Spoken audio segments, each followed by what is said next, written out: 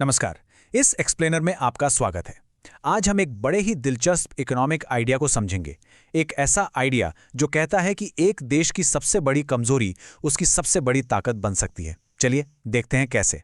सोचिए, क्या किसी देश की सबसे बड़ी समस्या यानी बेरोजगारी असल में उसका सबसे बड़ा छिपा हुआ खजाना हो सकती है? क्या लाखों बेकार पड़े हाथ उस देश की किस्मत बदल सकते हैं? ये एक बहुत बड़ा सवाल है ना? इस सवाल का जवाब छपा है डिस्गाइज्ड अनएम्प्लॉयमेंट या प्रच्छन्न बेरोजगारी के कॉन्सेप्ट में। इसे प्रोफेसर नक्से ने काफी पॉपुलराइज किया था। इसका सीधा सा मतलब यह है कि किसी सेक्टर में, मान लीजिए खेतीबाड़ी में, जरूरत से कहीं ज्यादा लोग काम कर रहे हैं। इतने ज्यादा कि अगर आप उनमें से कुछ लोगों को हटा भी देना तो टोटल प्रोडक्शन पर कोई फर्क नहीं पड़ेगा, क्योंकि उनका जो एक्स्ट्रा कंट्रीब्यूशन था, यानी उनकी मार्जिनल प्रोडक्टिविटी, वो जीरो थी। इसी बात को प्रोफेसर के सेन ने और भी बेहतर तरीके से समझाया। उन्होंने कहा, देखिए, दिक्कत ये नहीं है कि काम में जरूरत से ज्यादा मेहनत लग रही है। दिक्कत ये है कि उस काम को करने के लिए जरूरत से ज्यादा लोग लगे हुए हैं। इसलिए काम की प्रोडक्टिविटी जीरो नहीं है, बल्कि उस एक्स्ट्रा मजदूर की प्रोडक्टिविटी जीरो है। ये थोड़ा सटल पर बहुत इंपॉर्टेंट पॉइंट है। तो प्रोफेसर रैगनर नर्क्से ने इस प्रॉब्लम को एक अपॉर्चुनिटी में कैसे बदला? उनका वो मास्टर प्लान क्या था? चलिए अब इसके अंदर घुसते हैं और आसान भाषा में समझते हैं।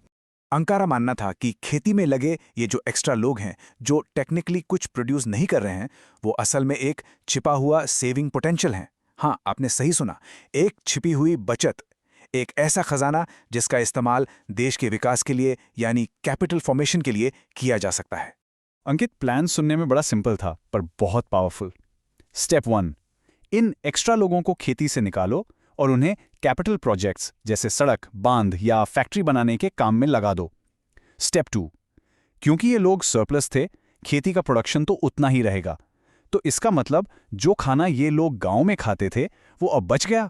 और यही है स्टेप 3, इसी बचे हुए खाने को यानी फूड सरप्लस को प्रोजेक्ट साइट्स पर काम कर रहे इन्हीं लोगों तक पहुंचा।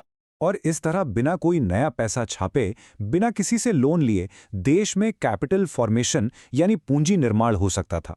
ये अपने आप में एक सेल्फ फाइनेंसिंग इंजन था जो बेरोजगारी की प्रॉब्लम से ही चल रहा था। है ना कमाल का आइडिया? जैसा कि एम डॉब ने इसे क्या खूबसूरती से समझाया, गांव से सिर्फ काम करने वाले हाथ ही प्रोजेक्ट साइट पर नहीं जाते, उनके साथ उनका खाने वाला मुंह भी जाता है।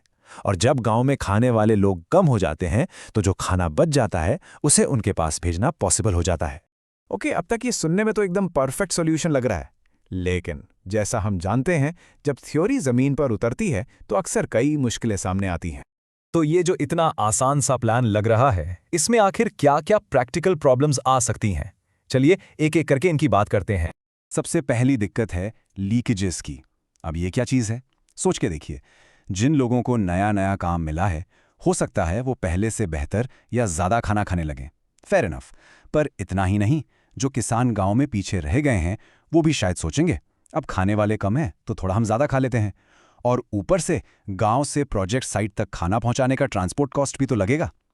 ये सब लीकेजेस उस फूड सरप्लस को कम कर देती हैं जिस पर पूरा प्लान टिका है। दूसरी समस्या है इंसानी। आखिर लोग हैं, मशीन तो नहीं। लोगों को उनके घर परिवार, उनकी ज़मीन से दूर ले जाना इतना आसान नहीं होता। और सबसे बड़ा सवाल, कोई भी बिना सैलरी या मजदूरी के काम क्यों करेगा? आखिर उसे और भी तो चीज़ें खरीदनी है। इसीलिए कई क्रिटिक्स का ये भी मानना है कि ये मॉडल शायद सिर्फ उन देशों में काम कर सकता है जहां फोर्स लेबर या जबरन मजदूरी करवाई जा सकती। और तीसरी दिक्कत आती है इकोनॉमी में। सोचिए, जब लाखों लोगों के हाथ में पैसा आएगा तो वो खर्च करेंगे। जब सब लोग खरीदने लगेंगे तो चीज़ों की डिमांड बढ़ेगी और इससे महंगाई यानी इन्फ्लेशन आ सकती है।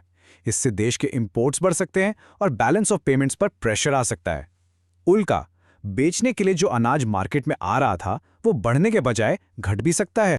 और यहाँ प्रोफेसर शुल्ज एक बहुत बड़ा सवाल खड़ा करते हैं। वो कहते हैं कि ये जो पूरी थ्योरी इस बात पर टिकी है कि लोगों को हटाने से प्रोडक्शन कम नहीं होगा, ये बात ही गलत है।